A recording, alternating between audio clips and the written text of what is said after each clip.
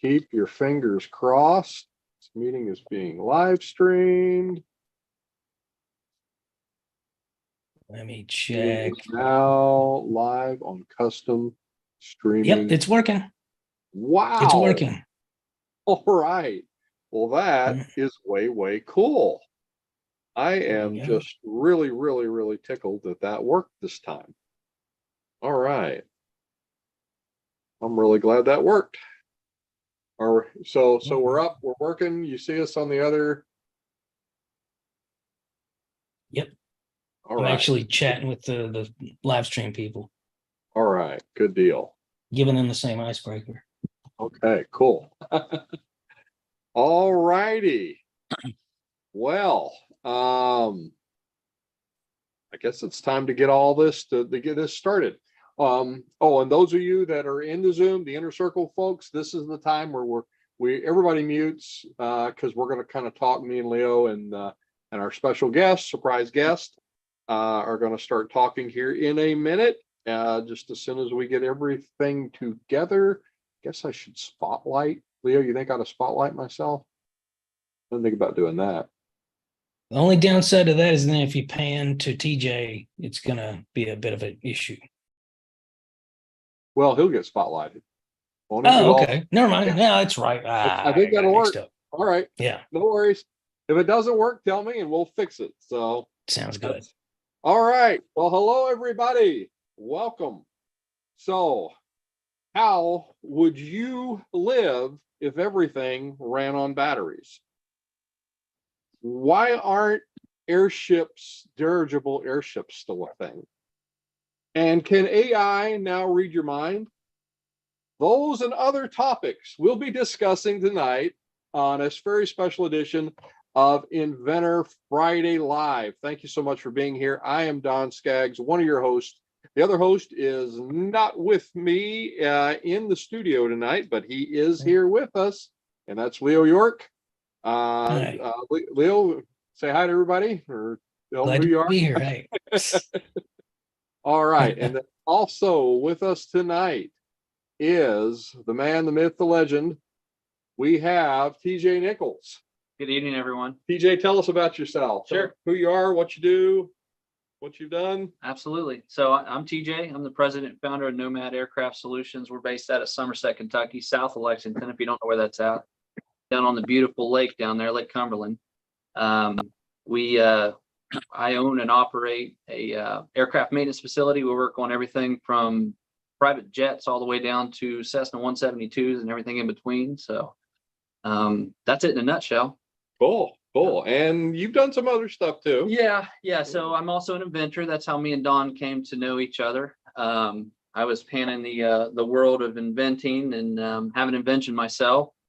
And that when I started my business up, it kind of went on the back burner for a while, but Don constantly encourages me to push it forward at some point. So and then you've done some stuff with aerospace too, haven't you? Yeah, I worked for Blue Origin, which is owned by Jeff Bezos. I worked as a avionics technician out there, doing electrical installations on the flight testing facility for the engines themselves, which was for the BE-4 rocket engine program.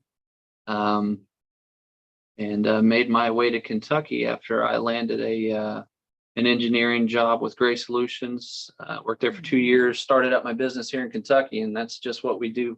That's what I do full time. Wow. So does that qualify you as a rocket scientist? No, I don't believe it does. People say that all the time, but I don't. People say that all the time, but I don't think so. Oh goodness. Well, you're the closest thing for in my book anyway. All right. Well, let's see. Now let's talk about our sponsors for just a minute. And I actually have to share a screen to do that. Let me share a screen really fast. I think it's this one. Here we go. All right. Sharing my screen. Not the there's the share. This is our sponsor tonight. We are in our Total HealthWorks studio. which we affectionately call our little Franken-type studio where we're broadcasting this from. Someday we're going to have better equipment, but right now, this is where we're at and what we have, and we're having a lot of fun with it. But our sponsor is Total HealthWorks, which is one of our own, Bennett Gatto, inventor entrepreneur. And Bennett created this online system, and this is the building we're in. We're in I'm calling it the Total HealthWorks studio, but this is where it's all happening. So if you are looking for online brain and body training, because if you get what Bennett discovered was if you get your body in line, your mind kind of catches up a little bit. So he originally developed this for people with Parkinson's and MS and memory and cognition, but we found that just healthy aging. So if you're 50 or over and you are worried that you're walking into a room and forgot why you walked in there, well, this is the kind of stuff that will help you with that. So they have evidence-based fitness classes online. They've got a whole slew of really cool classes. Bennett works with these great guys, Ziddy and Jackie. Ziddy, I call him the 21st century Jack LaLanne, if you know who Jack LaLanne is. So if you're interested in that, please go to totalhealthworks.com and support one of our sponsors, which is one of our inventors, which is one of our own. Also, you want to check out, if you haven't, in our Inventors Network Kentucky, our website. You can join us. You can learn more about us, become a member. This is what the website looks like. Here's how you become a member. Here's our upcoming events. Oh, look, it's the one that's going on right now. You can learn more about memberships. You can watch Empowered Inventing TV, all kinds of stuff that we have. So be sure and join us for that. Check us out there. All right. Well, I'm going to get right out to it. And we're going to talk about some inventions in history. Today in inventing history, or this month in inventing history. So one of the things is Nikola Tesla on May the 1st, 1888, Nikola Tesla invents or patents electrical transmission of power. And basically we know that today as AC. And I'm going to try and pull this up a little bit here so we can all see it. But this is the patent. This is the patent drawings for AC, which I think are just way cool. I mean, 1888, this is kind of stuff that, they probably teach in the high school books today or technical school books. And but you know what? This was pretty groundbreaking for 1888. So this kind of begs the question, though, if Tesla hadn't brought this to us, hadn't brought alternating current to us, would we all be working off a battery still? Would we be doing the Edison's model was like, hey, it's direct current, it's in your basement. You got this loud generator and we got some batteries going on. And so how do you think it would change this as a society? Think it would have changed much? Yeah, I think it would have. It's kind of like we were talking about earlier, how most inventions are a modification of a pre-existing one. I think it would have been more of a change just because it would have been a launch pad for other innovations at a different time. That would be, in fact, I mean, that'd be like an alternative timeline, even, I guess, if that happened. Yeah, I hadn't really thought about that.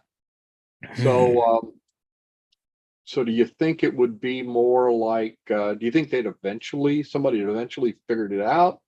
Or do you think it was something that if Tesla hadn't done it, maybe would have just gone a whole different direction? I mean, eventually is a big word. I mean, it's kind of like that, analogy of the monkeys with the typewriters and Shakespeare. Like, yeah, eventually, but maybe not anytime remotely conceivably soon by like our standards. Yeah. What do you think, TJ? I was just thinking of transmission poles and how much heavier they'd have to be and how big the cables would have to be to transmit DC power long distance. Oh, That's yeah. what I'm thinking of. That's my So- engineering mind, right? So So, we'd be using a lot heavier, clunkier stuff. So I guess electricity we would be running washers and dryers probably. probably not as much. Yeah. Probably not as much. It'd be like a once a month thing, right? Weird. Yeah, no Probably. thanks. Yeah, that's Yeah. probably how I that don't know works. if I want to do my laundry once a month. Yeah. Yeah, transmission I think would be the biggest thing. Just Yeah. getting power places with such heavy cables. I mean, Exponentially more money too in copper. how much? Well, that begs another whole other question, because I've seen some of these things before where they've like say, okay, we've developed a thing that will give you all the power you need for your home, and you put it in your backyard. Now, I never saw it go anywhere, but I think they came out with it at one time, but I don't know Yeah. if that's a thing or not, or DC power it Peculiar. seems like it's difficult to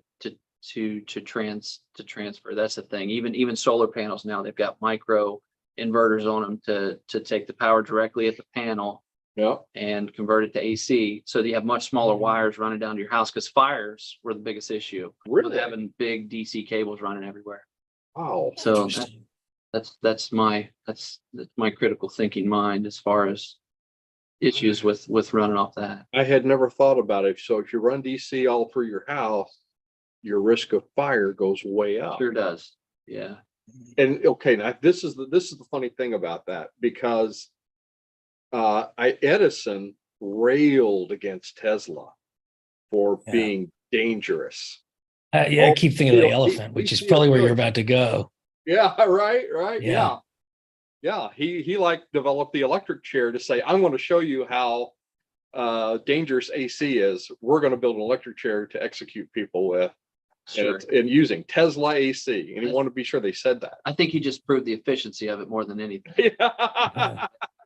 So, more than anything Wow. else. So Well, I did not know that. That's amazing. Interesting. Wow. Stuff. All right. Well, let's see. Let's move on to the next one here. Let's see. So May 25th, 1948, Andrew Moyer patents a method of mass production of penicillin. And this is his patent. It's actually, that's the actual patent right there. That's pretty cool. From 1948. And I guess it was 1945 so when he filed it. So this isn't the application for the invention of penicillin.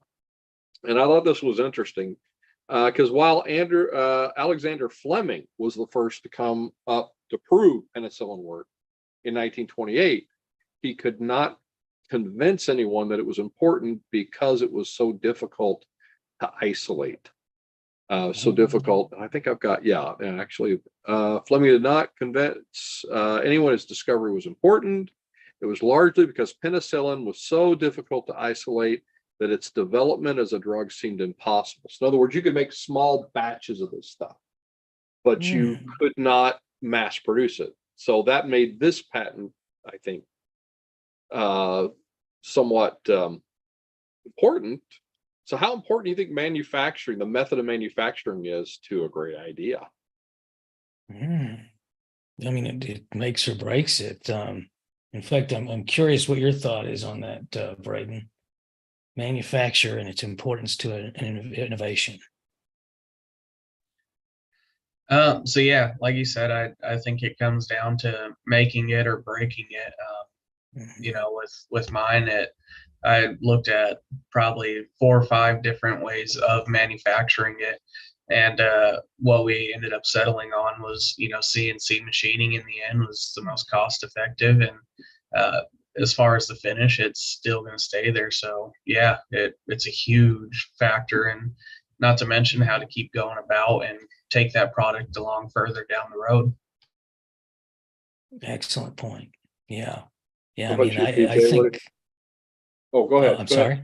Go ahead, Lee. Oh, I was just going to say, I think, manufacture is important to any innovation, but this is one of those ones where if that hadn't been uncovered and patented, a lot of us wouldn't be at this meeting. That's true. Penicillin's pretty. That kind of goes into your question earlier when in the inner circle time was the Yeah. what's a significant innovation, significant Yeah. invention. I guess Antibiotics. penicillin would definitely be up there. What do you think, TJ? Yeah. The word penicillin gives me post-traumatic stress. When in the military, they had 2 of them, and the most painful shot I've ever received in my life. Oh, So, wow. that's all I could really add to that. As far as producing it, maybe customer experience and less pain might be. Right. Interesting. Oh, yeah. Well, my kind of 2 cents on this is that if you are, what this reminds me of is the first thing that came to my mind was graphene, which is kind of a pet thing that I would love to be able to work on in a project someday. Because graphene is, it's this amazing material. They first announced it and they said it's going to be better than steel. It's going to do all this stuff. It's you can make batteries that are flexible like a sheet of paper. You're going to have all of this really, really cool stuff with graphene. Well, here's the problem: is you can't mass produce it. It's really, really hard. You can make a little of it, small batches like penicillin. So I'm always thinking of the analogy of that penicillin. Another thing was steel. They used to Carnegie steel before it was out. Carnegie was trying to figure out how to mass produce steel. He was trying to build this bridge, and he did not. He had to figure out a way to mass produce steel. But before that, you could make spoons and small things, but you couldn't. Stainless steel was not a. And this guy named Bessemer, I think he's out of Ireland. Shout out to our Scotland, Ireland. I think. No, you're right. Ireland. Sorry. Was it Ireland or Scotland? No, I think it was. Yeah. Was it man, Ireland? I'm really throwing off the answer on We'll that have to one. I look think it it up was later. Ireland. Yeah. Somewhere over that direction. Anyway, he developed a way to mass produce it, and that changed everything. That's where we got skyscrapers and everything else. But before, you could make it, but nobody could figure out how to mass produce it. So I always think there's an opportunity there with graphene. That is always just been like, ooh, I'd love to be able to figure that out. All right, so let's do one more history item here. So this next one, I may butcher this guy's name, Igor Sikorsky. Actually, in May 4th, 1943, Pattons Helicopters and Controls. And I'm guessing this is probably a little bit up your alley, TJ. A little bit, yeah, a little bit. So he was the first to invent it, first successful helicopter, which upon further designs were based, although he wasn't the first to invent it. So this is another one. Somebody else kind of invented the whole idea of it. But he invented it where you could safely go forward, backwards, up, down, and sideways. So, and actually I've got a whole other thing on it here. Let's see. The very first pilot helicopter was invented by French engineer Paul Cornu. However, the design did not work. And actually, here's a picture of it. The drone, basically. Yeah, look, that looks like a drone. So this is what, 1907, and it looks like a drone. And I actually think doesn't this kind of remind you of old school bicycle parts? Because I think he was a bicycle maker. As well. Weren't the Wright brothers bike makers too? I think that's correct. Yes. That's really weird, the correlation. Right. Trippy. So is it possible to improve a failed invention and make it a hit? I guess.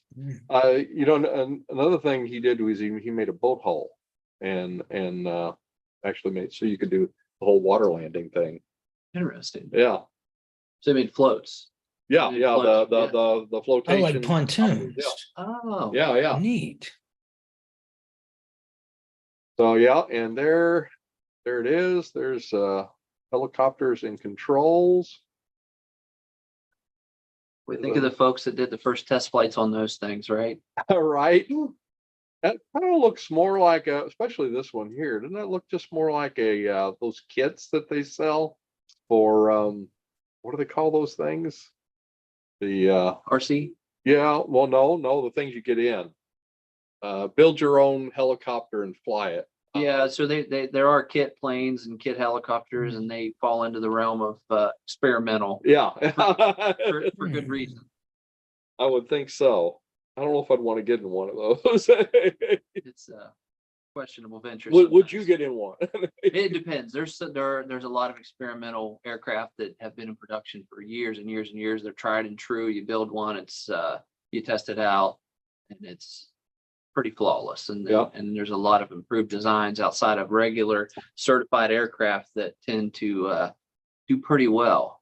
And I think the Federal Aviation Administration has actually adopted a lot of things from the experimental side and put it into use on the certified airplane side. Interesting. Yeah, so it does have its value. So you just don't want to be the beta test. For the very first one, maybe not so much. Have you ever been to that what is that place? Oshkosh? Where they do all the It's the biggest one. Yes, Yeah. the biggest. I think it's the biggest one in the world. It's a big fly-in, and they do everything. wow. They have every aircraft you could imagine. Everybody in the country that's an aviation enthusiast flies into it. It's I think they have 2, maybe 3 runways. I've never been there Wow. myself, but I have friends that go every year. Yeah. And it's a madhouse. I mean, it's a madhouse directing all those planes in there at the same time. Oh, I didn't think about that. Yeah, it's a logistics nightmare, but they do it. They do it. Yeah, just think of how chaotic probably just a regular day at a busy airport is. Yeah, and I think they average 3 crashes every time. Really? Every year that Wow. some mishap occurs, but I don't know exactly how many individual aircraft they have coming in every year, but it's hundreds. It may be 1,000 or more. It probably is. Wow. Well, 3 out of 1,000 is maybe a Pretty good good record. odds, Is that right? pretty good record? Aviation's a pretty safe industry for the most part. I'm Yeah. visualizing this sign that says only 3 accidents. Yep. Three lost time incidents. Or Yeah, right. So, Oh, wow. So yeah. So what's the coolest thing you'd ever heard about from one of those places out of experimental stuff? I like bush planes myself. Yeah. The Alaskan. If you don't know what a bush plane is, it's the fixed wing airplanes that land on mountain tops, and they pack it full of elk meat or whatever game they got at that time. And these aircraft have a single engine most of the time, and they have a high, the airframe. It's just a big engine strapped to a small airframe, and they can pack out a lot of weight. Wow. And it's very interesting. It's one of my favorite genres of aviation, if you will. I take it you've been in one. Oh yeah. I have. I actually, we maintain a few for a few folks. Wow. And believe it or not, the state of Kentucky has a small niche group of bush plane enthusiasts and aircraft Really? owners, and they sometimes they'll Weird. all get together and fly in a posse up to Alaska, and it takes like 7 weeks, and they'll camp along the way. It's really interesting. So how long does it take to fly one of those to Alaska? A long time. It's a long trip, but they that's what they live for. That's what they live for. Interesting. So, and I believe it's a 7-week trip. I'll have to ask, but Yeah. I think that's how long they don't get in a hurry, right? They take their time. They camp along the way. They enjoy Yeah. it. So it's a whole thing. It's like a big road trip, It's except a big there's road trip, except no roads. right. Oh, wow. What do you think, Leo?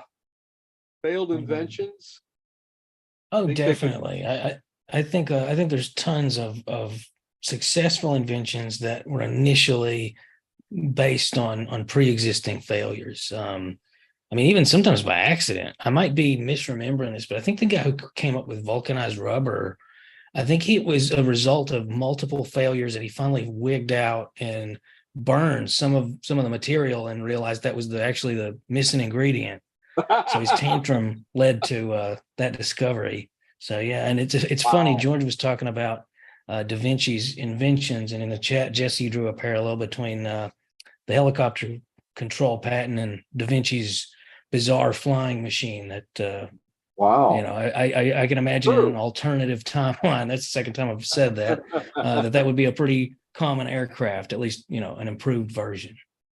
Yeah, did Da Vinci have something and it was like four guys turning a kind of this big screw fan kind of thing? Yeah, and- it was like a spiral that generated Spiral. lift, and it was very interesting. And again, I don't think it ever succeeded, but it's one of those things where I think if it had been improved upon and addressed, it could have predated the current iteration. Yeah, Yeah, weird to think about. they just got it off the ground. Celeste points out the Concorde 1 is the most elegant invention ever, in her words. Yeah, cool. All right, well, let's switch off to some inventions in the news. Let's see, this first one here. So Nautilus is closer to launching a drone that will be able to carry 90,000 pounds of freight. Wow. So this is like a founded in 2016 autonomous cargo fleet. Nautilus is now shifting focus to full scale. The company said its full-size drone will be able to carry 90,000 pounds of freight. Most semi trucks just carry 60,000. Well, that's Yeah. I'm glad that you brought that up, Yeah. because that's kind of an interesting question. Do you think that hauling freight with a drone, given that capability, you think that could be a thing? Ooh, that's a great question.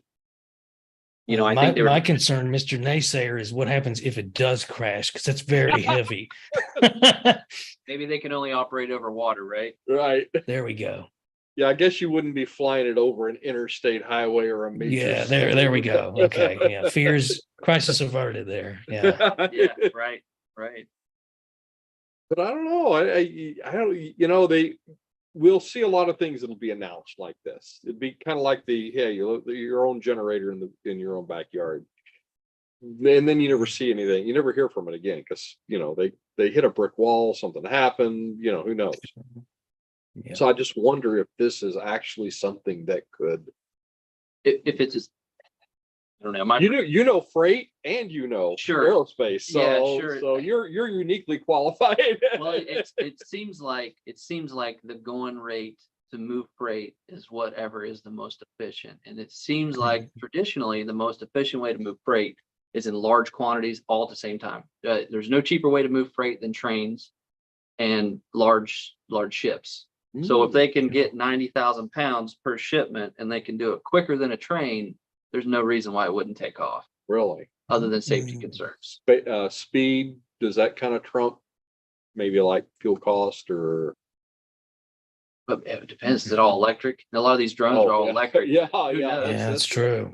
Yeah, who knows? Interesting. Yeah, I wonder if they say. Let's see. Did they say if it's electric? 70 miles per hour too. Wow. 70 miles an hour.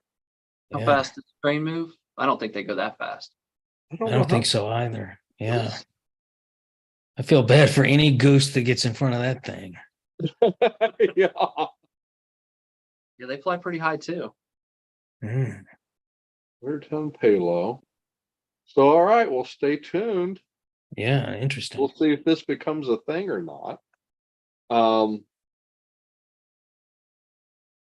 But that kind of I'm going to kind of jump into this too, because I have heard stories like this before of carrying a large amount of freight using dirigible airships. I've heard that. We actually used to have an inventor. He's long passed away. He was up in his 80s, retired aerospace engineer, and it was George Campbell. And George loved the idea of dirigibles, airships, and he said you could fight fires, you could do all these really, really cool things if you had airships. But I always wondered, is there a drawback? Is that why we don't see them as a thing anymore? I mean, could they do something like this? 90,000 pounds? Great question. Yeah, that's a great question. It's- I'm not familiar with airships too much, but Well, Yeah. most people Well, they aren't. require Yeah. either usually hydrogen or helium, and the big downside is helium is in very short supply, and hydrogen will. Well, we all seen what happened to what was that big one? Oh, the Hindenburg? Hindenburg. Yeah, Yeah. yeah. yeah, So there is. I think those are two big obstacles. Is just the two best methods of keeping it afloat. One's Yeah. expensive, and one when it goes bad, it goes bad. yeah. And good old fashioned Yeah. propulsion, it's tried and true. Yeah, Yeah, You know, that's true. yeah. so Third time Well- I'm going to say alternative timeline. I think it would be flipping amazing, and this is absolutely ridiculous in a purely emotional argument. But I mentioned a boat. Imagine luxury yachts that are not on the sea, but they just drift around the world. That would be Yeah, fantastic. that would be cool. I could see that. Luxury airships. Luxury zeppelins, yeah. Yeah, you wonder what I wonder why nobody has ever done that. Mm. Yeah. You know that there's some thinking out there that the Hindenburg disaster was actually sabotaged by the Germans, Interesting. I've never heard that. and that it wasn't a quote unquote natural disaster, but it was an executed disaster, if you will. Hmm.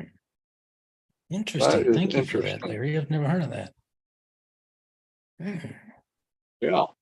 All right. Well, let's see. Let's move on to the next item here. So the world's first wooden transistor has been invented.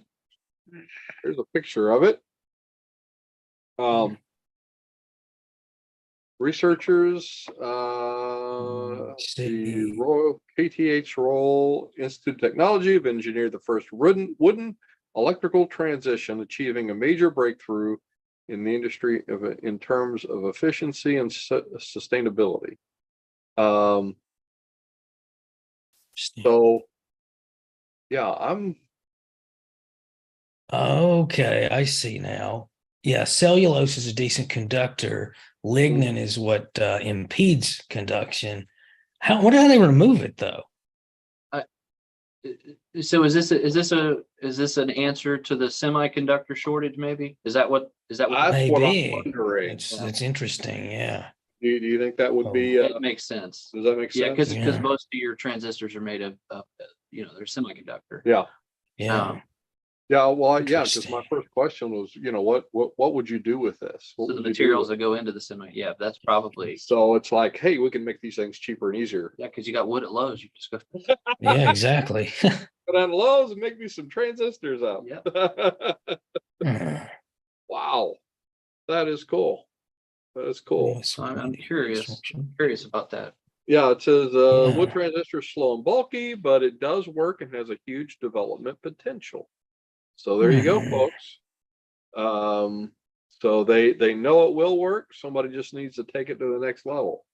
That's the thing about a lot of Interesting. university studies is they'll come out and they'll say, okay, we proved this, but we can only do it, in a laboratory. And whoever figures out, oh yeah, well I can make this better.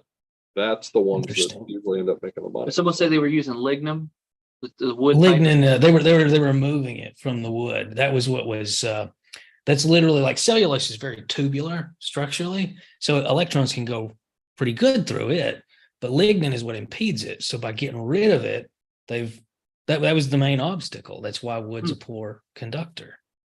Very interesting. But I wonder how they do that, if there's some kind of enzyme or I don't know. Oh, here we go. Oh no, they didn't explain. Never mind. Nope. Probably a trade secret. Yeah, maybe they didn't. Yeah, they didn't include that. Mhm. There might be a study somewhere. You never know. Yeah. So there you go, Interesting. folks. There's another opportunity. All right. So one more news item here, and this is a new technology can read and translate thoughts on brain scans. So mind reading AI has translated people's brain scans into words and sentences. So says here that a mind reading device seems like science fiction. newly developed brain-computer interface can read a person's thoughts and translate them into full sentences. So, is this an amazing new technology or a scary Orwellian scenario? Interesting. AI reading your Well, mind. I'm curious. Please put in the chat how many thoughts you think you have in a day, because I'm curious to see what your take on that will be, everyone. I'm guessing, Leo, you probably know the real answer. Yes. Yeah, I'm really curious to see what people think. It's actually a very fun question to ask. And it was a question I've been asked before. Nobody's got a guess. It's usually, I'll give you a hint. It's a lot more than you're probably guessing. A lot more. Your average person has about 6,000 a day. Wow. I mean, it's just a constant stream. I mean, it's literally like what the point of Jesse put a million. But maybe Jesse, but it's one of those things where it's a constant stream. That's literally like the point of meditation, is to acknowledge that. So what I want to know is, are these just really focused thoughts where you're thinking in sentences, or I'm really baffled by that. And Braden, I'm really curious what your take is on this. Does this seem like it'll be useful down the road, or does this terrify you, or both? Oh, well, you're muted, Braden.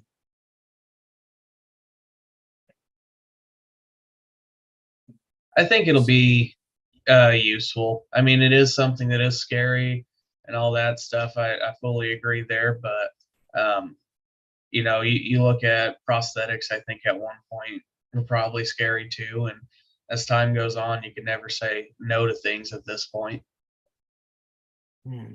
True. Now, you're right. I didn't think about that, but think of it as a tool for those that could not speak. That would be extremely useful. Yeah, very. So, I hadn't considered that. That would be fantastic. Yeah. Imagine if Stephen Hawking didn't need a little keypad. yeah. How that is. Oh, they actually mention ALS and strokes, and that's really interesting. So what's your take on it, TJ? Well, I have a lot of thoughts throughout the day. Not, I don't always have my ducks in a row with my thoughts. I mean, they're all in the same pond, but they're never in a row. So I'm curious if the software that they've written for this is an accumulation of thoughts throughout the day with one printout at the end of the day. It'd be a jumble, right? Right. And it puts it together into one logical summary, or if it's just one sentence at a time. I can see that being useful.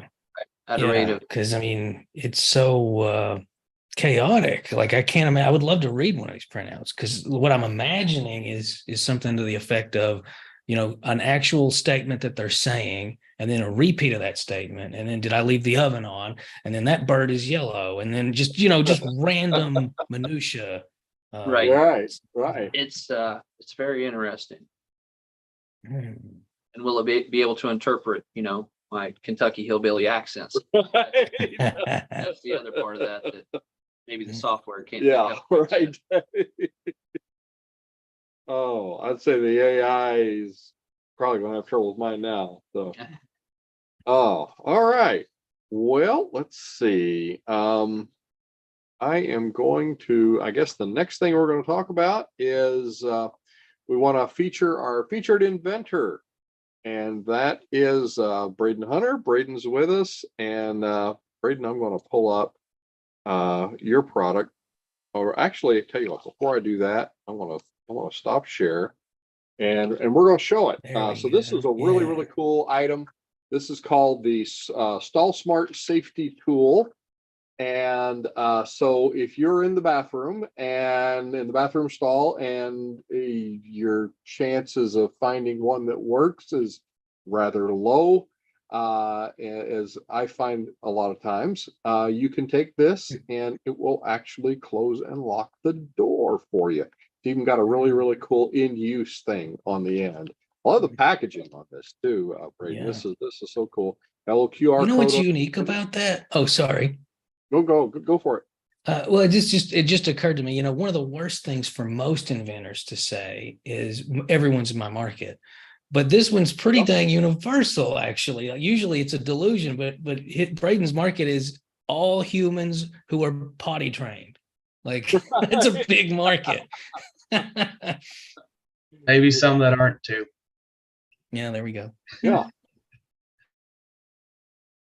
Well, we've Yeah. all been in that uncomfortable situation in the airport, right? Mhm. And there's a million people coming in and out, and it's uncomfortable. You got the cracks in the door, and of course, someone's going to look through the crack, whether you admit to it or not. Mhm. And this is right there on the edge of the door, and it says "in use," so it kind of Gotta it make directs the them eyes, and they, yeah, and they, like- move, and they move Yeah. on, right? So And I love the tagline, never get caught with your pants down again. That's fantastic. yeah. Did you come up with that, Braden?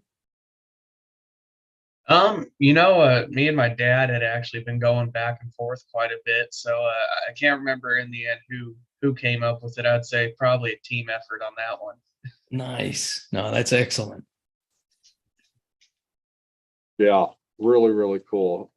Yep, I'm showing the website now. Portable stall lock. Oh, it's also a coat hanger, purse hanger, Oh, nice. and glass breaker. I didn't notice that before. Cool. Bottle opener. Well, you've got all kinds of tools. Yeah, I was gonna say it's a lot more versatile than Yeah. the so I, initial impression. That's fantastic. Oh, and you got colors.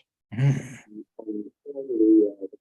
I just noticed the mechanical function on this too. This middle section here will actually screw down once you slide it down the crack of the door. Is that on purpose? So you can actually, not all those latches on those stalls are always the best, right? So I guess you've got security there to keep that door from coming open accidentally, right?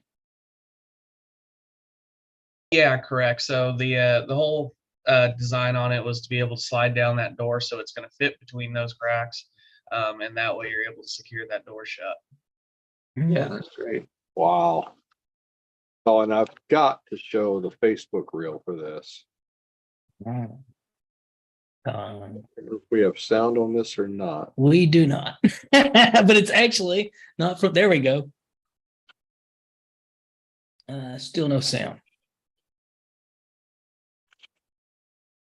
I think it's because you shared tabs and that's not right. optimized for video. Yeah. Yep, that's exactly what I did. Didn't think I was doing No video. worries. Yeah, no worries. Well, actually, there's no talking, so that's good. Yeah. Well, I mean, look That how is easy really that cool. works. Isn't that cool? Yeah. Yeah. And we I know love this. the website's got some copy in relation to it, but how did you come up with this, Braden? Yeah. Yeah, so it always went out to concerts, going out fishing, camping, whatever. A lot of those stalls are not in the best condition. Most of my life dealt with it, but never really thought of doing anything with it.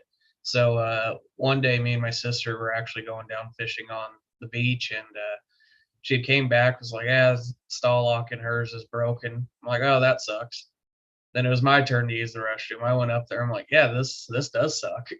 And at that point, I was like, there's got to be an easy, simple solution to handle this, and sort of the stall smart was born through that. So we a few of the other features on there were sort of added on, after thinking, hey, why not keep adding at this point? We have these options.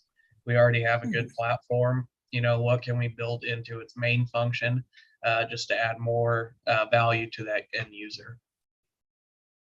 Cool. So Braden, what was the hardest part of this whole journey for you? Well, honestly, I'd say the absolute hardest part was finding a manufacturer. More than anything, I wanted a sort of a made in the USA product. But what I found is a lot of manufacturers in the USA did not want to deal with me. If I wasn't going to be writing $150,000 to $200,000 check, it wasn't going to be worth their time. And even the prototyping process was very difficult. I mean, there was people that to have this done, it was $2,000 kind of deal on a prototype. And all in all, I would say that that was the hardest part. I mean, hundreds of calls to be able to finally get a prototype built and then start going off that. Well, I think the key for you there is that you said hundreds of calls, and that, which means you made hundreds of calls and you didn't stop at like 3. Yeah, no, I was gonna get it made. I had purchased a 3D printer for my prototype and made it. Sort of taught myself how to use like a Fusion 360 software. Taught myself how to 3D print and all that. And I never went to college, anything like that. I'm like, if I could figure out how to make this, someone's gonna be able to make it. So Yeah, and so you launched this product when was the launch? So actually, it was just about a month ago, Wow. and I wasn't planning on launching until really a couple weeks ago in the end. But we had made a TikTok and didn't really think nothing of it. I'd actually never even made a TikTok before that, and was just Wow. experimenting.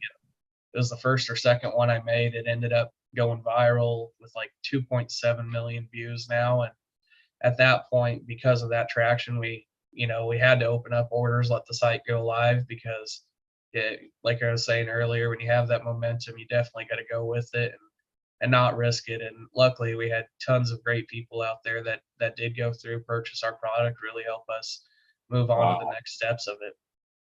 That's fantastic. Yeah. Yeah. I mean, that's how I found out. I mean, I was watching, and I don't know, for those of you that don't know, there's a very, very popular YouTube channel called Daily Dose of Internet. And it's all these fun little short vignette things. And sure enough, this video was featured on that. And I immediately saw it and I said, I got to find this guy. And so I reached out to Braden, and we're so glad that you're here for it. So Braden, outside of that Daily Dose of Internet video, what do you think really helped you get to the point that you are now? What do you think really influenced you? Well, I definitely think the momentum from that helped us start moving and skyrocket. The momentum on TikTok really helped us go. And I think it's something that everyone has dealt with, at least once in their life. And I get there's a lot of people that don't want to use public restrooms, whatever. There's a lot of people that don't have that choice. Women, for example, every restroom they use has to have a stall for them. And, guys may not have to do that. We don't care. We have our urinals, stuff like that, where we don't have to, but not everyone has that option. But I think with this tool is really bringing a solution to the market, and not just bringing a single use tool, but something that you do have multiple uses. Another issue I've ran into is being from Eastern Colorado. We would get some cold times and you'd go in to use a stall and you don't have a coat hanger for your coat. Well, Yep. you have a nice coat, you don't really want to hang it over the stall, because if someone comes in, takes it, it's gone. So this just sort of keeps it on the other side. And like I said, just sort of bringing that multi-use tool to the market for people, where it's small, compact, light, and something that you could just put on your key, a high quality product as well, where you're not going to be buying a new one every 2 months, something that lasts. Cool. Well, I think this is just a really, really great invention, great product. I'm so proud of just the progress you made, and that you didn't give up. And if everybody's wanting that one big Shark Tank moment, and that one big, YouTube, or that one big TikTok moment. But what they don't realize is all the things you have to do to get to that, because you don't know when it's going to happen. But you're like, hey, I'm doing all this, I'm doing all this, I'm doing all, it's all the mundane little things that get you to this. So this is so cool. I just love this, and thank you so much, Braden. In the chat, or via emojis, or just out loud, it's your call, all of you, but just give Braden a hand, because that is fantastic. Fantastic. Good deal. Good job. You're a rock Thank you. star, Braden. Keep us posted. When you're rich and famous, remember us. I just want enough to get my parents, retire my parents, and past that, I'm pretty happy. So, There you go. Nice. All right. Good goals. Absolutely. Good deal. All right. Well, let's see. I think we're at time. Leo, do we have any questions from? Oh, actually, yeah, good point. We've got quite a bit. Oh, yeah, actually, that's a good question. How much does the Stall Smart safety tool cost? so currently we do have it on our site. You could get it for $18.99 currently. Oh, Excellent. Was a promotion we were sort of running before our final inventory hit the ground, but deciding to extend that over probably until the end of the month, because why Nice. not? So nice. Good deal. So Excellent. cool. So Thank cool. you. And is it on a key ring? Oh, actually, I can see the key ring, so that answers that question. So Yeah. yes, John, it is on a key ring. Yeah. Whole purpose was designed to be small and light, and it's actually the size or smaller than like a new GMC key fob, lighter, only 33 grams. So you're about 2 to 3 AAA batteries in weight, essentially. Good deal. And Excellent. let's see. A lot of comments and a lot of really great points, both in the Zoom chat and on the live stream, but not a lot of questions. So yeah, everybody, All right. feel free to put some questions in the chat, both the live stream and the Zoom.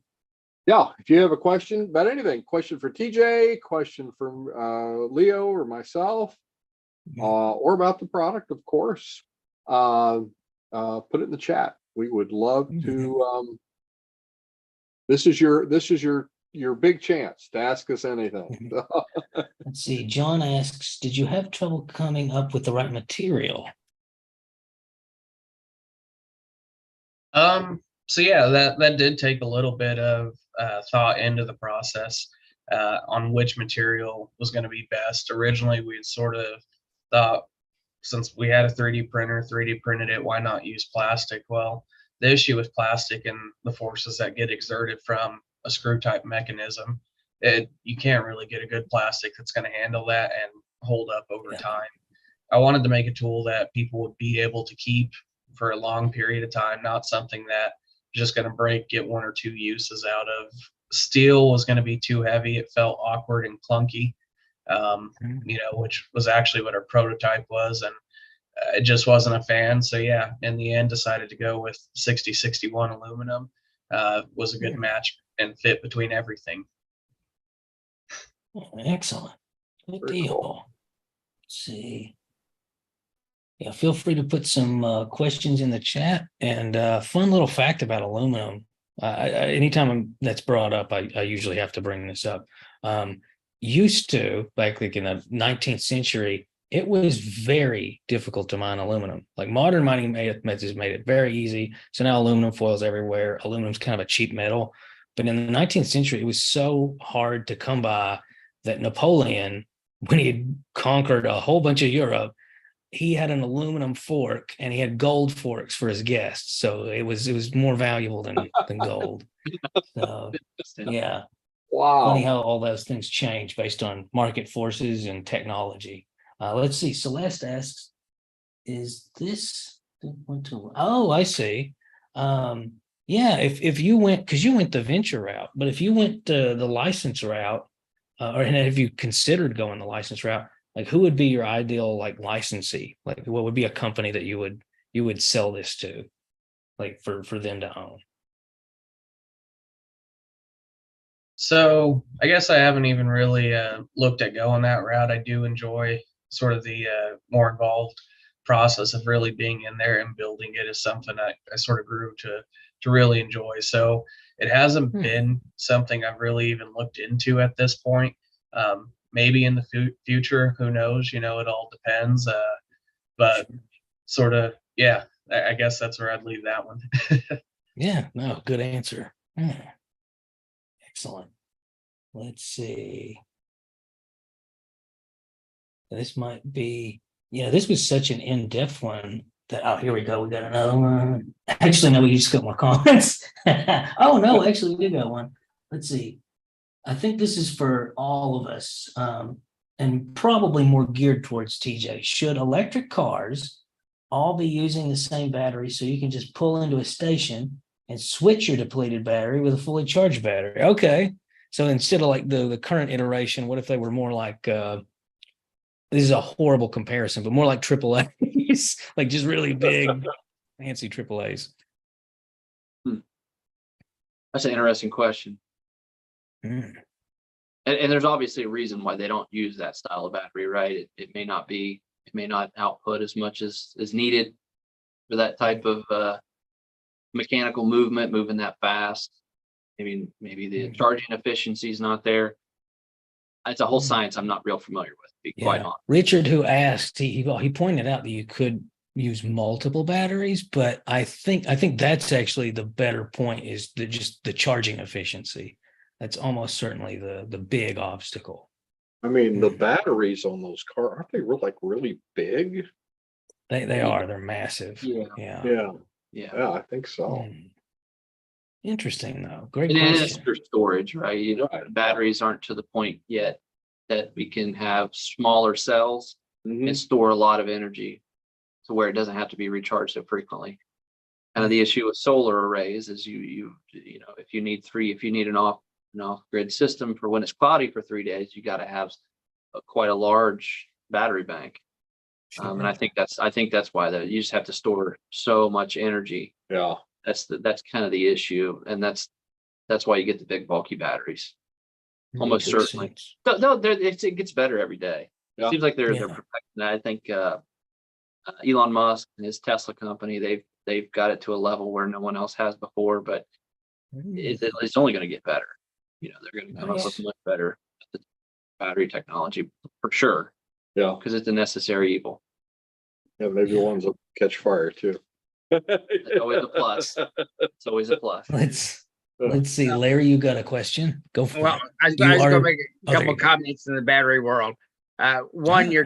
you're getting to where now you have the charge time for the electric cars down at the number 2 and number 3 charging stations. You're talking a half an hour to an hour to get 300 miles. So you know, there's a lot of reason to stick with the system that's working now.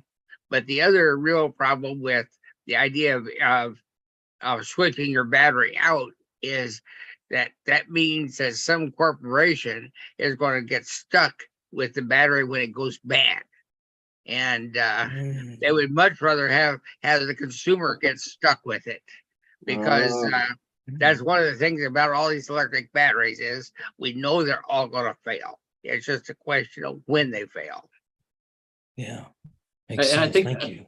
I think the question was, we could swap the batteries out on the fly, right? One goes dead, we could swap it out with another, get into Right. and I think we get into a perpetual motion machine kind of problem there. We're adding a lot of weight Sure. to Yeah. carry around, and that absorbs Sure. energy, and I'm not sure it'd be Yeah. almost counterproductive.